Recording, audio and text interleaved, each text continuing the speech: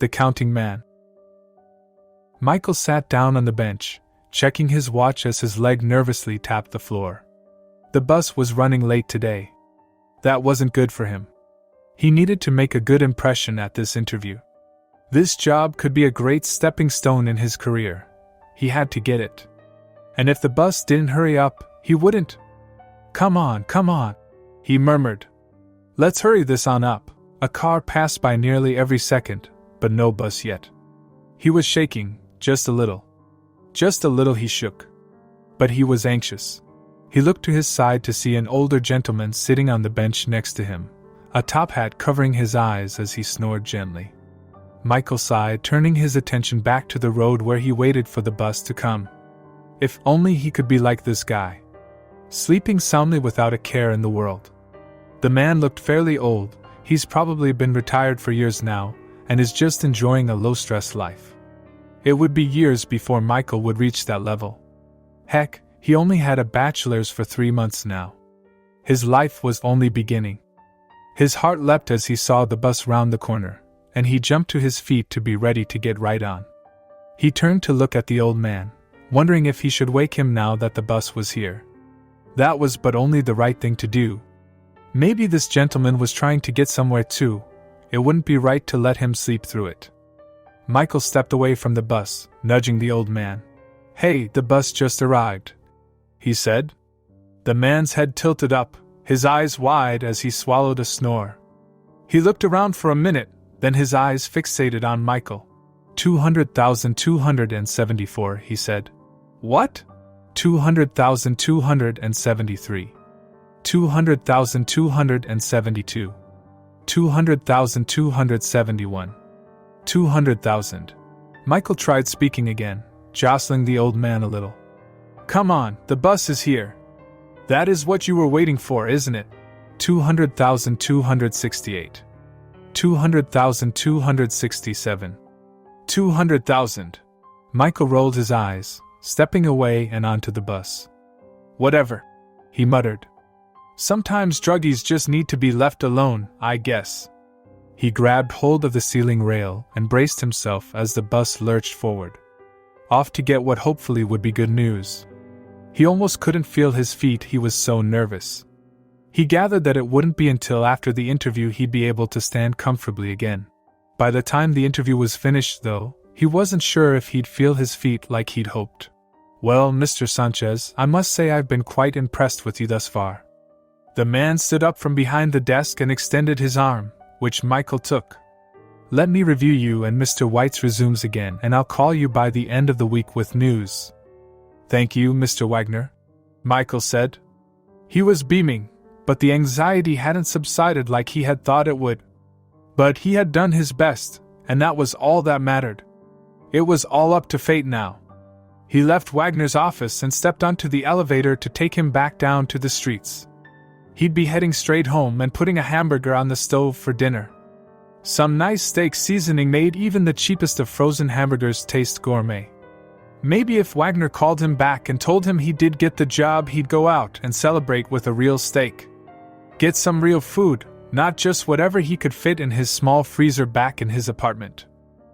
He stepped off the bus with haste. The more the thought about food, the more his stomach growled at him. He could almost taste that hamburger already. The man was there.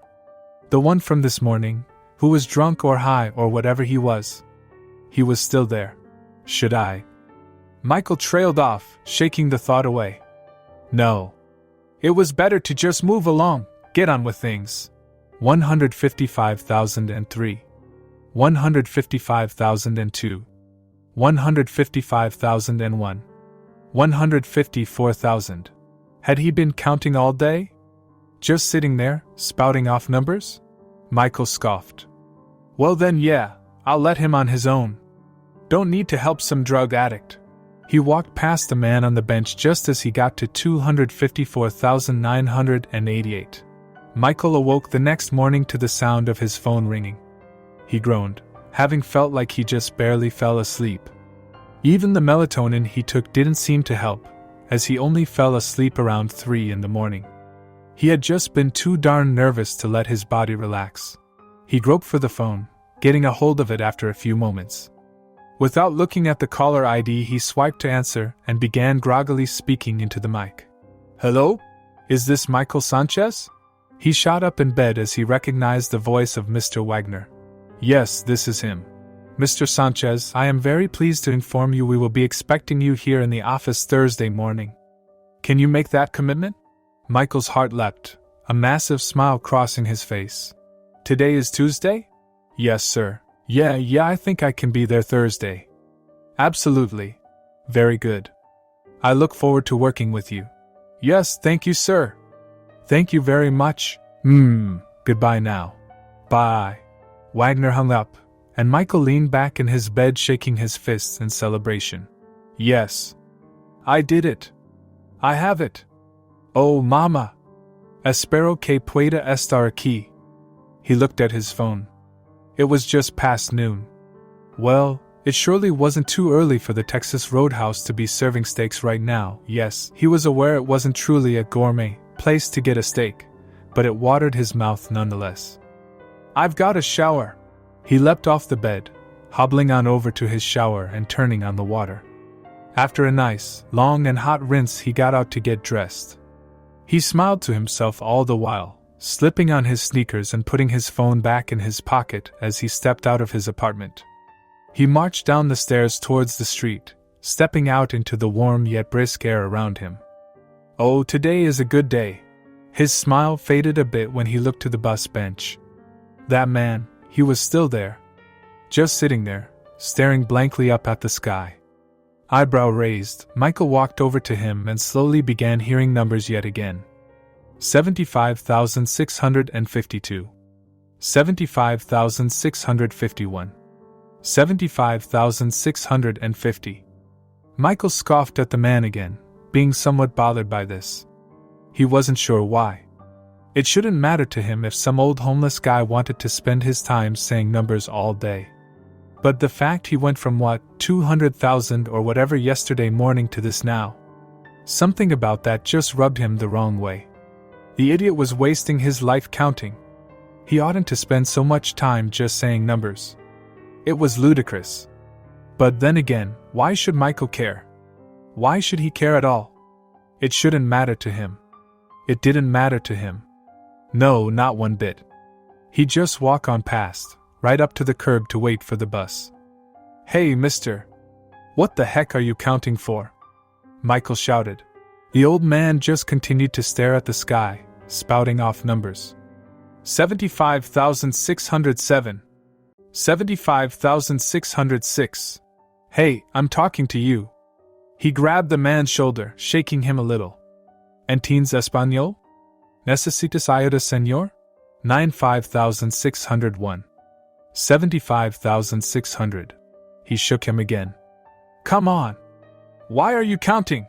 Hey!" Michael turned around to see a large, burly man standing behind him. "What? What's going on?" Michael sighed, embarrassed. "Nothing. What are you screaming at that guy for?" "Nothing. It must be something," Michael sighed. "He just won't stop counting." "So? Is that your problem?" He rolled his eyes. Yeah? I'll leave him alone." "All right." The man moved along, and Michael continued to stare at the gentleman next to him. He just sat there, staring at the sky. He hadn't even seemed to notice Michael yelling in his face at all. Had this guy even slept? Had he eaten anything? As far as Michael could tell, he hadn't moved from that spot or stopped counting since yesterday morning. The idiot was going to die of thirst or hunger or something, and it wouldn't be anyone's fault but the idiot himself. PSH. He was just some bum. Why should Michael care? "Adios, weirdo," he said, departing to celebrate. Michael was on top of the world by the time he got home that afternoon. He got the job that morning, or technically afternoon, and he met the most beautiful woman at the bar tonight. He'd gotten her number, which he had scrunched tightly in his hand. "I'm king of the world," he shouted, grinning furiously. "Ain't nobody gonna tell me otherwise." "Otherwise?" said a passerby. "Oh, screw off," Michael jeered. Within a moment he returned to his drunken smiling, kissing the little piece of paper he held in his hands. It was a pretty number. A real, nice, gorgeous number he had right there. A gorgeous number from a gorgeous girl. At least, he hoped she was gorgeous. She might be hideous and the alcohol was messing with him. Whatever the case, he was just glad to have a date that weekend, and it was all thanks to this number right here. Speaking of numbers, he was passing by the counting man again. 40,962. 40,961. 40,960. Michael chuckled. Maybe I'll join ya, counting man. What number you on? 40,950, 55. Ha! The man just stared off into the dark sky, not giving Michael even a moment of acknowledgement. Whatever, man. I'll see you tomorrow, eh? He walked past him, grinning wildly as he marched into his apartment, and began up the stairs to his room. He didn't give himself time to even remove his shoes before he fell into bed dead asleep. Michael awoke the next morning with a miserable headache. He tossed and turned in bed, trying desperately to find some position that would make it go away, but inevitably failing. He groaned as he got out of bed, gritting his teeth as he walked into the bathroom to pull out the painkillers. Tylenol, he muttered, removing the medicine cartridge. He opened the lid and pulled out a couple of pills and drank from the sink. A swig of water in his mouth, he popped the pills into his mouth and swallowed. Gotta remember not to drink so much. He yawned, checking the notifications on his phone before stuffing his face into his pillow. He turned to look out his window, grunting and moaning. Maybe some fresh air would feel nice, he wondered.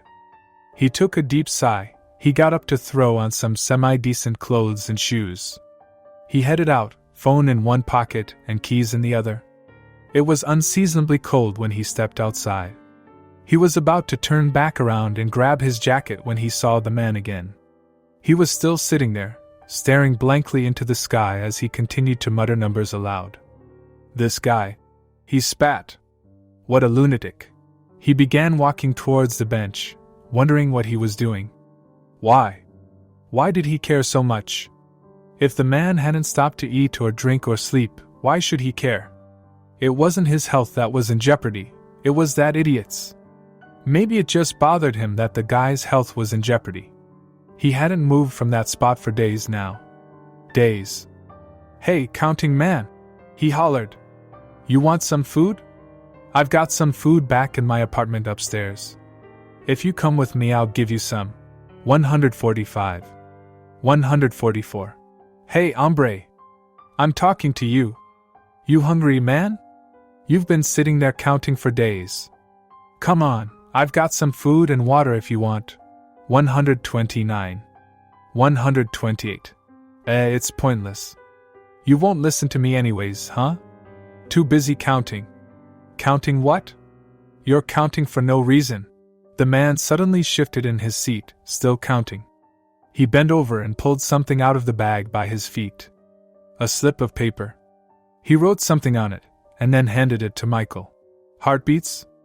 Michael said, staring blankly at the paper. What the heck is that supposed to mean? 70. 69. 68. 67. 66. Hey man. Come on, you don't need to count. Come on, I've been watching you for days now. I'm worried about you. I'm a caring guy, you know? I don't want you to thirst to death out here. 43. 42. 41. 40. Are you ever gonna respond to me? The man suddenly stood, rising only 5 feet above the ground. He turned around, his eyes wide as he continued to spout numbers. 34. 33. 32. 31. 30. Alright, man, you're kind of freaking me out. 26. 25. 24. 23. Come on, what are you doing? Why are you looking at me like that? 18. 17. 16. 15. Hey, aren't you going to say something other than that? It's just normal human decency to respond when someone talks to you. 9. 8.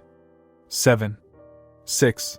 Michael could feel himself sweating, his throat constricting as his heart rate continued to rise. He was shaking, not sure why. But all of a sudden, he didn't feel so well. 4, 3, 2, 1, 0. There was a sudden pain in Michael's chest, and he collapsed to the ground as he let out a scream. Everyone within a 20-foot radius suddenly crowded around him. He felt someone grab hold of his wrist. "I don't feel a pulse. Someone call 911. This man is having a heart attack." Michael was struggling to breathe, staring into the eyes of the counting man. "Call 911. Hurry." Michael saw someone pulling out their phone, dialing as fast as they could. He just continued to stare at the counting man, who was now staring at the man who had climbed onto his chest and was giving him CPR. The eyes of the counting man squinted, as if he was closely examining the CPR giver. He looked him up and down, then turned around and began walking away. 2,140,323. 2,140,322. Michael stared at the man on top of his chest, a sudden pit in his stomach forming for him as the world around him became blurry and darkened, realizing that 2 million wasn't that much.